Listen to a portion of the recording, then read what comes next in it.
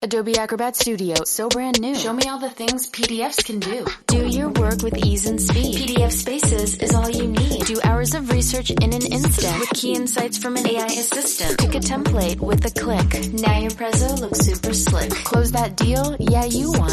Do that, doing that, did that, done. Now you can do that with Acrobat. Now you can do that with the all-new Acrobat. It's time to do your best work with the all-new Adobe Acrobat Studio. Getting ready to step into your career era? Set yourself apart with Adobe Creative Cloud Pro for students. Hone your skills with apps like Photoshop, Illustrator, Premiere Pro, and more, powered with the latest in creative AI. Students save over 55% so you can build a portfolio you're proud of. Launch your future with Adobe Creative Cloud Pro for students. Visit adobe.com/students to learn more. Breathe deep. Imagine your legs more limber in Duluth Trading Double Flex Denim. Envision euphorically squatting for that can of suds, bending for your toolbox in a state of bliss, lunging for your laser level on a whole new level. Relax and allow the flex to fill you with ability. Find your inner flex in Double Flex Denim only at Duluth Trading. Welcome to Wrestling with Heart, a podcast looking at pro wrestlers giving back to their community. Join me, Stanley Carr, as I interview wrestling's hottest names who use their platforms as entertainers to raise awareness and do community service. Hello and welcome to another edition of Wrestling with Heart. This is the show where we talk with professional wrestlers and professional wrestling personalities about their lives in and outside of the ring, as well as doing acts of charity work, community service, volunteering, and spreading positivity. We're always about the positive vibes here on the show. And with me right now, I've got a very special guest. He is a pro wrestling author, historian, and journalist, and has written the brand new book, A Decided Novelty, The Essential Guide to Black Pro Wrestling History, 1880 to 1950. Pleased to welcome Ian Douglas. Welcome to Wrestling with Heart. Stanley, thank you for having me. Don't mislead the people. You told them you had a special guest. I'm afraid it's just me this time. Hey, we're always welcome to bring on anybody and everybody that wants to do the show. And you've got a really cool book out. I want to jump into that in just a few minutes. But you grew up in Southfield, Michigan. Talk to me about your childhood and upbringing.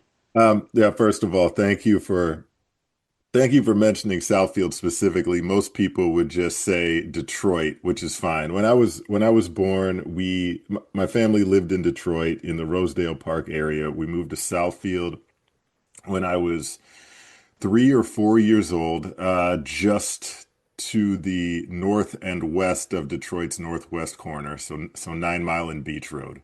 As far as pro wrestling fandom, I think I saw, and we had pro wrestling going on sort of in the background. No one in my house watched it, but occasionally I'd be flipping through. On the rare occasions when I had control of the TV, I'd see Roddy Piper doing something with Hulk Hogan, or I'd see something being advertised, or I'd see Hulk Hogan's Rock and Wrestling cartoon. So I had this rough idea that things were going on, but one day I clicked on wrestling. I saw Randy Savage flattening somebody with a flying elbow off the top rope. And that made me an instant wrestling fan, and especially a fan of Macho Man Randy Savage. So I know I'm dating myself with all of this, but like 1986 Randy Savage, to me, is still pretty much the best thing that ever happened to pro wrestling. Yeah, I mean, Macho Man was this, huge icon, right? Hulk Hogan, people still to this day talk about how impactful Hulk Hogan was. May he rest in peace. But Macho Man was another huge figure of that time as well, with the colorful costumes and the outfits. Another guy that really was huge in pop culture with the Slim Jims and all that stuff. What was it about Macho Man that just made you go, man, this is so cool? The athleticism, the vibrance, the color, the constant movement, the kinetic energy, the dynamism. He was, and in addition to that, well, first of all, you couldn't take your eyes off the guy. No matter what he was doing, uh, even if he wasn't actively wrestling, the way he was engaging with the audience, staring out into the crowd, playing off of Miss Elizabeth or whatever she was doing, he was just a fantastic all-purpose entertainer. I'm I'm sure people have matched him for that. I don't know that it's possible to surpass what he was in that period from 86 to 89. And in addition, I think this is an underrated element of at least why I was a fan of him. And it's the fact that he's listed in some places as 6'1", 6'2". He was not. Compared to a lot of the guys he was facing, he was undersized, certainly in comparison to Hogan. Like I've met Hogan face to face. Even in his later years, he was just a giant of a man. Savage was much smaller.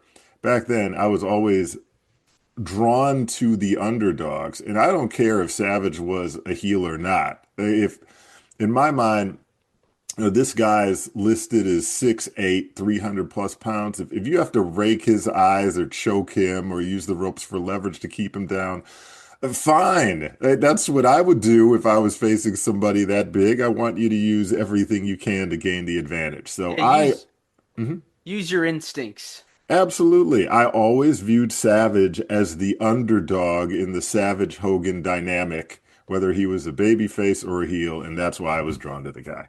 Yeah, I mean, people still talk to this day about the mega powers and how cool that era was. That rock and wrestling era really brought wrestling to the mainstream.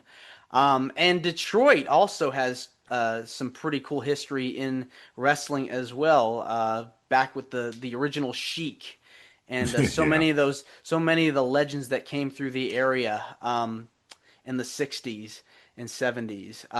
But pro wrestling over the years has evolved and changed so much throughout the years, and you have written so many books on the subject. I want to talk to you about your writing career and what made you decide to pursue a career in journalism.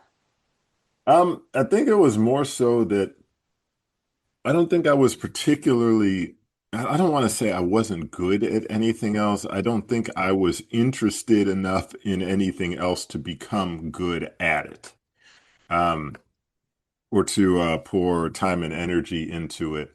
And with respect to, well, okay. So I graduated from Michigan in '01. Graduated from the Specs Howard School of Broadcast Arts in 2002, and graduated from Northwestern University's Medill School of Journalism in December of '05, even though they say that I'm technically class of '06 because that's when our group walked at graduation. I wasn't there. I was out in December of '05, and started working for NBC News in Flint, Michigan as an editor and reporter. And got out of that fairly quickly because journalists usually don't make any money, especially when they're starting out. The allure or I should say, just the lure of making more money is just too strong. And I started working in state government as one of the press secretaries for the Speaker of the House of the state of Michigan. So I was out of journalism pretty rapidly, but sort of got drawn back into it accidentally. I mean, and along the way, I worked for several different companies. I worked for a fitness startup in Southeast Michigan. That's how I met Kurt Angle and got to be cool with him and met everybody in mixed martial arts because all those guys were using our product, which was great. And then I got back into journalism accidentally. I was working for a company in San Mateo, California called Mavoto Real Estate. And we were attempting to compete. They just gotten funded by a $1 billion company out in Japan. And they were attempting to compete with Redfin and Zillow. And they were attempting to establish supremacy with respect to organic SEO links on on Google. And this is back in 2013, 2014. They were pouring millions into this organic SEO strategy. And along the way, we kind of had a free hand to test different things out. So I was allowed to, using my connections, contact Kurt Angle and say, "Hey, Kurt, we're trying this out. Can I talk to you about the 10 best places to wrestle?" And he said, "Sure." So we did Kurt Angle list the 10 best places to wrestle. And we got this massive number of inbound, you know how many wrestling news sites there are. We got this massive number of inbound sites and links of wrestling news sites linking to this piece. And Mavoto, the managers were like, "Holy smokes, this is fantastic. Like, we need to do this. We need to do more of this." So I think then I interviewed Dwayne Ludwig, and we did top 10 places to fight or something like that. But when I left Mavoto, I started freelance writing for a few other places. One was the West Michigan Sports Commission, and they were doing pieces on like 5 lessons about fill in the blank sport you could do. So I interviewed Isaiah Thomas, the original Isaiah Thomas of the Detroit Pistons. I interviewed Kurt Angle for that. I interviewed, and again, you see I'm using this as an excuse to talk to wrestlers. I interviewed Diamond Dallas Page, best yoga workouts. I interviewed Taz with respect to judo. I got around to interviewing Dan Severn for combat sports. And I only needed 25 minutes of his time. He gave me almost an hour and a half. I was thinking, man, he's so profusive with his speech in these settings. I'll bet if I could get 15 or so sessions like that out of him, he could probably do a book-length project if you could keep him focused. And that didn't happen. I didn't suggest it. I filed it away. And months went by. Dan stayed in touch with me. I think the reason he stayed in touch with me is because my cousin was one of the co-founders of the Dark Horse Brewing Company, which used to have a reality series on the History Channel called Dark Horse Nation. It had a very brief run, but they were a very popular independent brewery in Marshall, Michigan, which is a half hour north of Coldwater, Michigan. I mean, it's about as close as something of relevance can get to Coldwater, Michigan, because there's nothing near Coldwater, but Marshall is. And so Dan stayed in touch, and then he just mentioned, "Hey, I'd like to write a book one day." And I said, "Well, it just so happens that I'm willing to do that for you. So if you'll give me an hour to an hour and a half a day per day for the next 2 weeks, I think we can do something." And we did, and that wound up being Dan's book. So that's the very long-winded answer to how I got started in this. Yeah, and you're making all these contacts and networking with so many people. You write a plethora of these books. The current one that's out now on Black Pro Wrestling history, I got a chance to read it, and it is incredible. Well, first of all, thanks for reading it. Yeah, it's amazing how you're able to go research all these different facts and bits of trivia that a lot of fans, especially current ones, may not know of. And what made you decide to go back and start this project? That is an excellent question. It's a loaded question, and there are a lot of factors involved, and I'll try to shorthand them. But factor number one is it's an area that I had a general interest in, that people were way too comfortable saying, starting in the mid 1950s, you've got Bobo Brazil, you've got Bearcat Wright Jr., you've got Sweet Daddy Siki, or Reginald Siki II, as I like to call him, the knockoff. Some people might mention Luther Lindsay, and they're comfortable starting there. And then someone might say, oh, well, there was a Reginald Seekey earlier who was the true pioneer, 1920s to 1930s. Then he went off to wrestle in Europe. Like, okay, great. So no one really had an interest in diving deeper until maybe 10 years ago. And then the problem you get into is any new tidbit or morsel or nugget of information that comes out, everybody just sort of goes, ooh, like, wow, this is incredible, and this is now the new most important kernel of truth to come down the pike since, in the last 20 years. And you have way too many people, and it's performative to some extent, and I've been guilty of it myself. I'm not just pointing the finger outwardly. But you have way too many people or publications, wrestling publications, who would say, all right, it's Black History Month. Let's do a black thing and get that online and get that up, and it'll type up 1,000 words, and our publication will look great for having delved into this.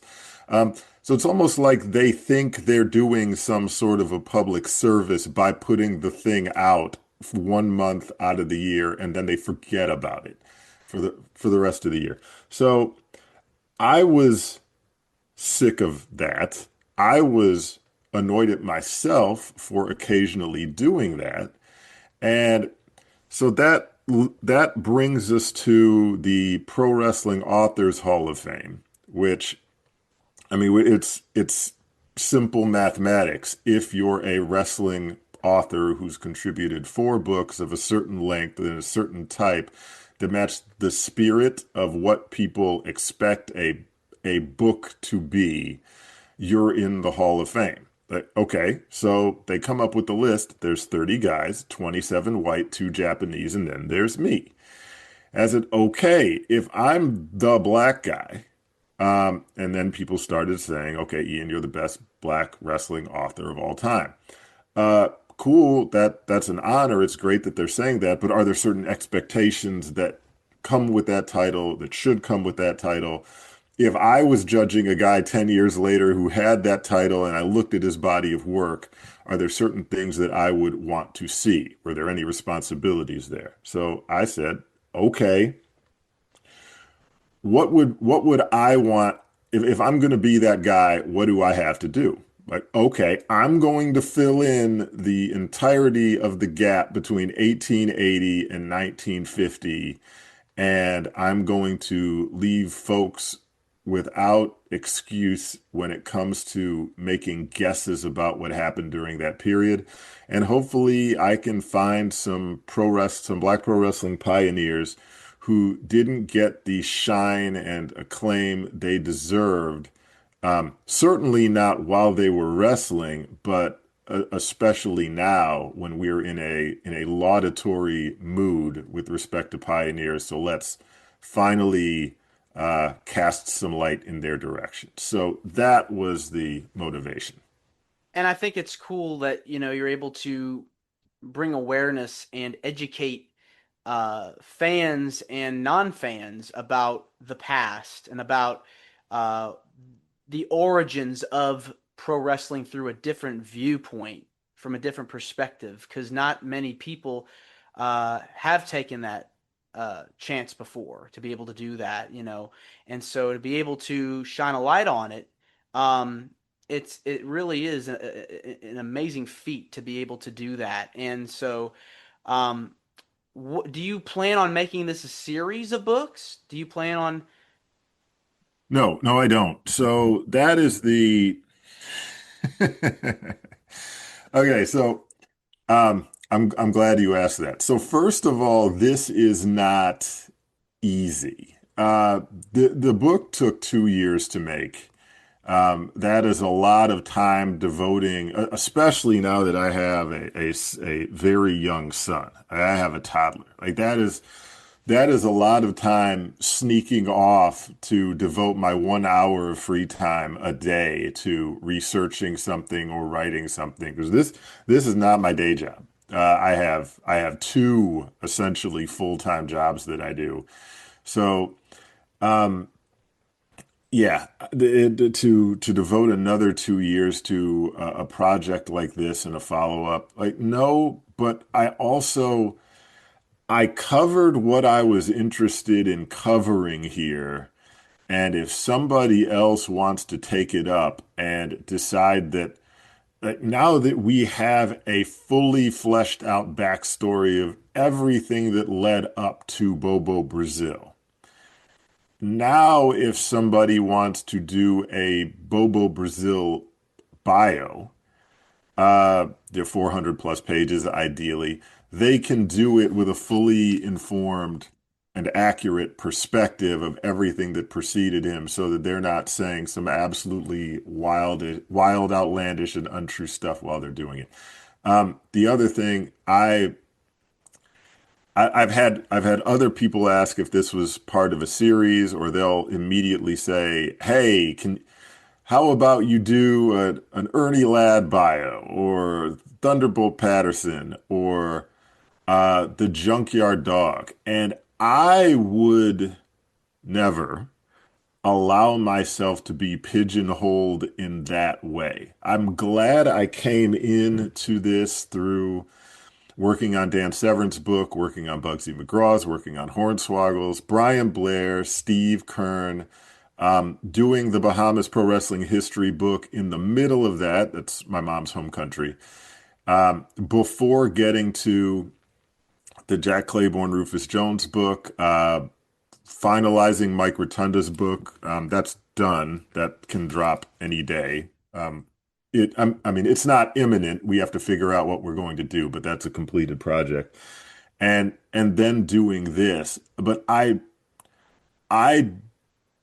would hate to be ultimately seen as he's the guy who does the black wrestling stuff. Like, I want to be a guy who's thought of as covering all wrestling. He just happened to write these two or three, depending on how you view the Bahamas Wrestling book. He happened to write these two or three projects that expanded the history and understanding of black pro wrestling, and then he moved on to something else. Ah, okay.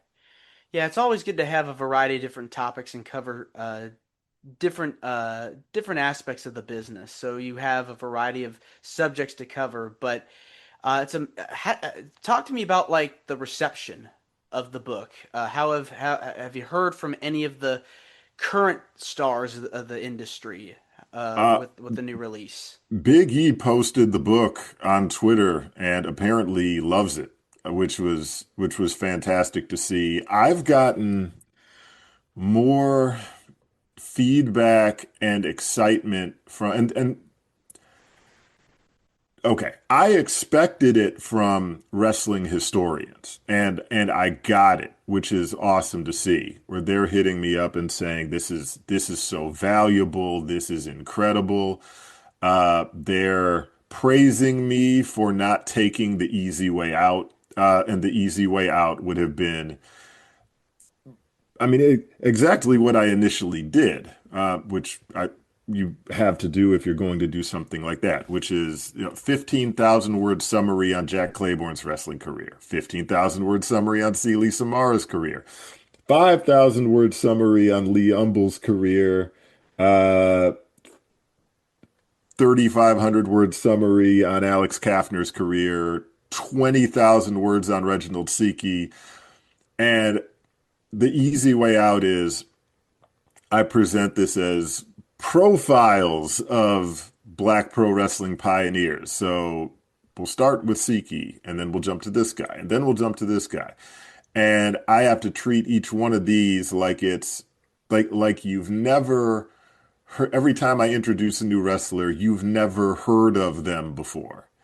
And I thought that was taking the easy way out. I thought the way to improve reader comprehension of the subject matter was to blend it all together so that you understand that in 1947, when Reginald Siki is finally getting an opportunity with a championship belt out in California, that you have Don Kindred and Don Blackman, who are wrestling for the first time with competent black versus black wrestling south of the Mason-Dixon line in Virginia. And then you're getting the follow-up of Don Blackman versus Buddy Jackson. And then you're getting Don Blackman taking his entire troupe down there of him, Buddy Jackson, and Alex Kaffner he brought with him, and also Frank James. And also you can trace where Tiger Flowers becomes Rufus Jones. Rufus Jones becomes the super headbutting machine. And then in 1946, Jim Mitchell, who was the technician of the Black Wrestling Pioneers in that group, he starts headbutting out in Boston in 46 and then takes it to California in late 46 into 47. And then Jack Claiborne, the best natural athlete of the group and the acrobatic drop-kicking machine, he starts headbutting too, alongside his drop kicks during his record-breaking title reign in Hawaii. It wasn't a record-breaking title reign for Hawaii, but it was the longest reign by an identifiably black pro wrestler of the era by far, of almost a full year. And then he wrestles Sealy Samara during that period, and then Sealy Samara leaves Hawaii and heads out to the Northeast and into Canada, and he becomes the headbutting machine. And over the course of 3 years, all of the stars in that quartet of the era, Rufus Jones, Jim Mitchell, Sealy Samara, and Jack Claiborne, they're all headbutting machines, and it cements the stereotype of the black pro wrestler as the guy with the thick skull. And then that mantle is taken up most popularly and famously by Bobo Brazil with the Cocoa Butt in the 1950s. So you got to do that chronologically so that people can easily trace it, or otherwise people will become confused within your own book. Yeah, I mean, you're telling the story of the evolution of African American history with pro wrestling. It is fascinating. It's an amazing. It's really an amazing story that you're telling. I want to switch gears and on another note and talk about some of the stuff you've done outside of the pro wrestling industry and writing. I know you've been involved with a lot of charity groups and have done stuff in your community. Talk to me about some of the stuff you've helped out with over the years. The primary thing that I've helped out with, and I don't know if this is typical or atypical of the people you have on your program, but the primary thing I've done was the years I served as a volunteer firefighter here in Durham County. I was a guy who always worked out. Oliver Bateman. I don't know if you know Oliver Bateman. In my opinion, he's the best writer in the world, period. He happens to write about pro wrestling along with an assortment of other topics that he's just a master in. And he's the guy who pulled me into the Ringer as one of the Ringer's wrestling writers. He's the reason I got my name on the byline of the Ringer's Hulk Hogan obituary. I owe so much to that guy. It's crazy. Like alongside Kenny Casanova, like those are the two guys I know the most to as far as helping me advance as a wrestling writer. But Oliver is like me. Okay. I need to be careful comparing myself to him because Oliver can deadlift probably 700 pounds or more right now, as we sit here. He's just a monster of a human being. But he and I are kindred spirits in as much as we couldn't watch all of the fit guys in pro wrestling and not be inspired to work out incessantly ourselves. So I was a guy who always worked out at least 4 days a week for the most part, barring injury.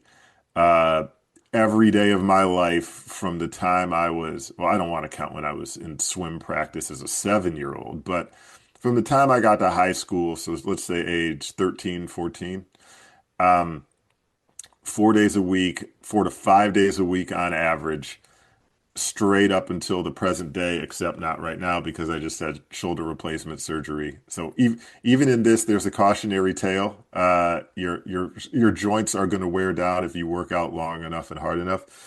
But in the midst of that, I was still competing as a swimmer. And once I stopped swimming, it kind of occurred, it just occurred to me, I'm not going to be in above average or even average physical shape forever. And working out for the sake of your health, that's cool. Working out just so that you can look appealing, great. I've certainly done it. Working out so that you can be great at your sport of choice, like swimming in my case, yes, absolutely. But then there was this idea of, okay, I'm if I'm only strong for a certain period of my life, I should probably devote some of that to the service of others. Like I should at least try to. Um, if God has blessed me in this way, like not that God blessed me with incredible genetics, but if He blessed me with the time and the drive to get myself in shape, did I actually use it in the service of others, or was I just using it in the service of myself? And so I thought it would be a good idea to try to devote myself physically to my community by becoming a volunteer firefighter. And so I started training, ironically, with the Bahama, Bahama. Everyone pronounces it Bahama. I certainly did too. So the half Bahamian winds up on the Bahama volunteer fire, working for the Bahama Volunteer Fire Department. But yeah, I became a volunteer firefighter. That is so cool. Getting the chance to serve and protect others from harm, from danger. Tell me about was there like a time or a moment that meant so much to you as far as going out and saving a life? I didn't have, okay, so Durham County versus Durham City. Durham City is where you get like the hardcore professional full timers. Durham County is way more rural. You're more out in farm territory, and there you would get a lot of brush fires. And so the most um, I don't know because I never felt like I was in danger. But when the instance where there was actually a blaze going, and you're like, oh wow, that's a serious fire. Like it was a brush fire where you're out in the brush truck and you're spraying foam and you're just trying to control it so that it burns itself out. And we got there early enough, so we weren't really worried about any serious damage happening to the residents, which was about 60, 70 yards away from the fire. Um, we got it under control. So I don't have any stories about saving lives, but as far as feeling, I can say as far as feeling the appreciation of the community, like there were several instances where people they're coming by with their kids and they're dropping food off and other things off at the firehouse and they're saying like thank you for everything you do, and I'm saying like hey, I'm not the skilled guy here, I'm just a volunteer.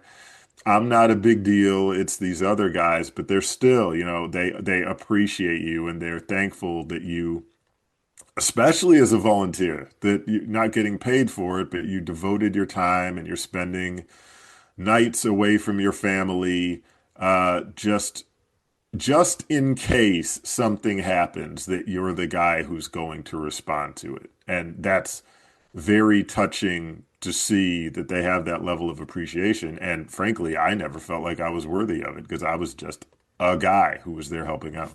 Well, you were making a difference, in a time where it was very stressful and people need someone in their life to help them get through that, and you were there for them. Well, look, again, the volunteers in the volunteer fire department, they tend to try to minimize our exposure to certain things. So I never felt like I was I never felt like I was at any serious risk of injury. But again, I'm also not the guy sitting on the sidelines hoping that someone else responds to the dangerous thing. Um, One of the reasons I did it was because I I also wanted to condition myself to be the guy where if something bad happens, I'm not running in the opposite direction hoping that someone else shows up to take care of it. I'm going out and doing something about it. Here, I'll tell you a really quick story, because this is recent. A week and a half, 2 weeks ago, I was out walking the dog at 6:30 in the morning, getting ready to head off to my physical therapy appointment. Even now, I can't even raise my left arm past. I mean, you see me on the screen. I can't raise it to parallel to the ground. It was even worse then. But there was a lady in our subdivision who was walking around with her child, saying that that her other 3-year-old was missing, probably autistic. She didn't know where he was, and she said, well, she asked me if I'd seen him. I said no, and she said, well, if you see him, can you let me know? And I said, yeah, of course. Now, a few years ago, in that moment, I would have said, okay, if it's convenient for me, if I happen to spot him, I'll say something, but I won't actively do anything about it.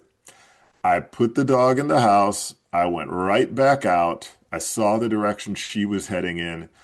I decided to turn toward the lake and the new construction site because I figured that would be the most dangerous place for this kid to possibly go in our subdivision.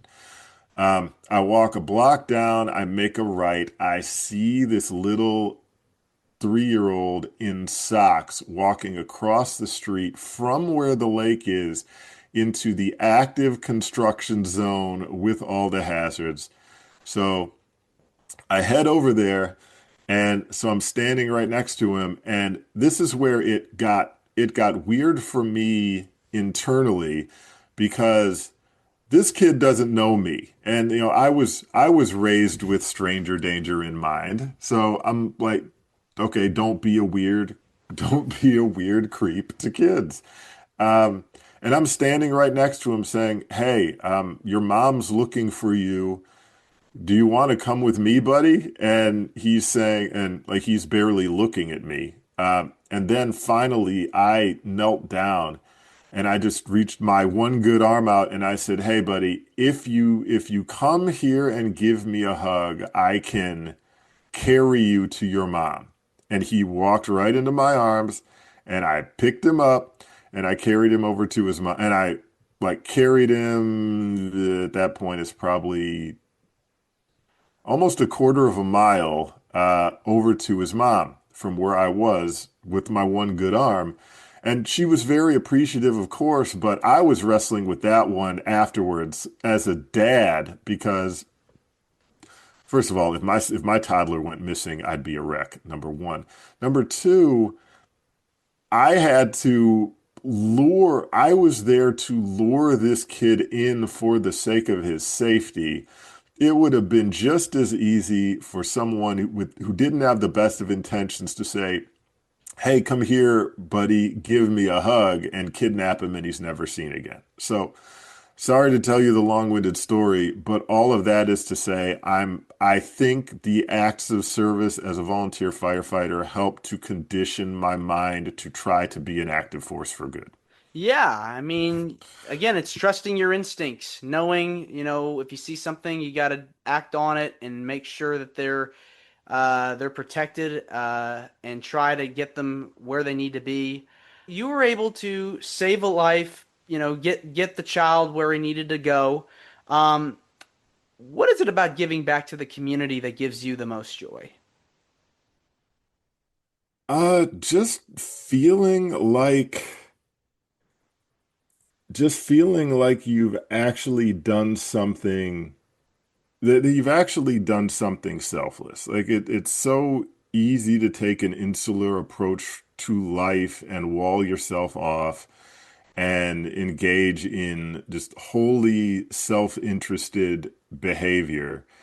And you can you can hide your gifts. You can hide your gifts from the world. I shouldn't use the term gifts because it sounds like I'm being way too self-aggrandizing here.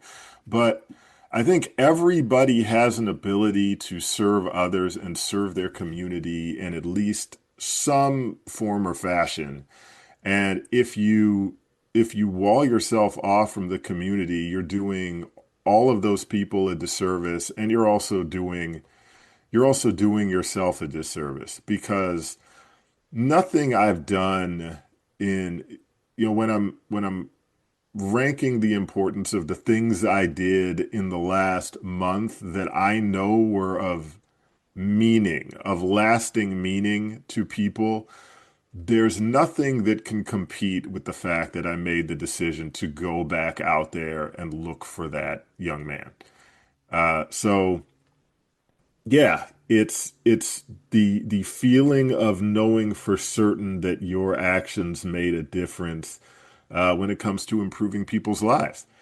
And I mean, this is going to sound like a selfish plug for the new book. It's not intended to be, but the most rewarding thing to come from the new book, I love the fact that Greg Oliver, Keith Elliott Greenberg, Steven Johnson, Tim Hornbaker, that all of these guys reached out to me independently and said they appreciated what I was doing with the new book and they saw the value in it. That's great. But when Clarence Bolden's family members reached out to me, I didn't know he had any living family members. And they told me that they thought the book was an absolute treasure. And one of his grandchildren is still alive. She's 99 years old. And that this was going to be the highlight of her entire year, that they were going to get to read chapters of the book to her, that venerated her father, who never received that level of acclaim or appreciation in his lifetime. Uh, that means a lot to me. I don't make these books to make money because indie wrestling books, generally speaking, don't make a lot of money. But the fact that you're able to doing things, whether it's through writing, whether it's through hands-on experiences that are of lasting value to people's lives, to me, that's the most important thing.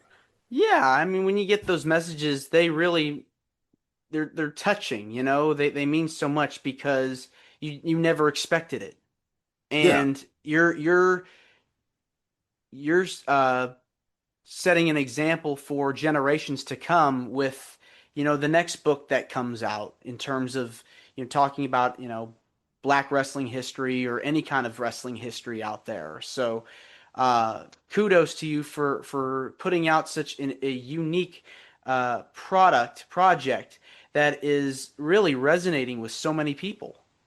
Well, thank you. There's a way to my buddy Emio Tomioni, um, who in my opinion is the best sports YouTuber there is. He's also the reason I have a Webby Award. He runs the NBA Congratulations. Storyteller YouTube channel. Don't congratulate me. Congratulate him. I was just there, but I got a trophy in the mail, so that was cool.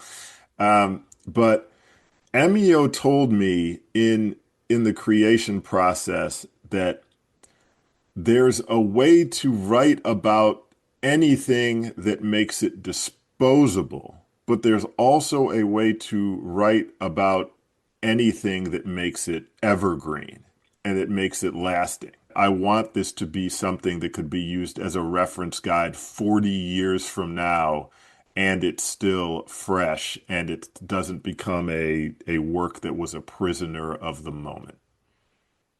You know, you're creating something and you're educating fans, and you're paying it forward to generations that are going to grow up interested in wanting to know more. Ian, I want to say thank you so much for coming on to Wrestling with Heart. It means a lot to me and to my listeners and viewers that are watching this on YouTube.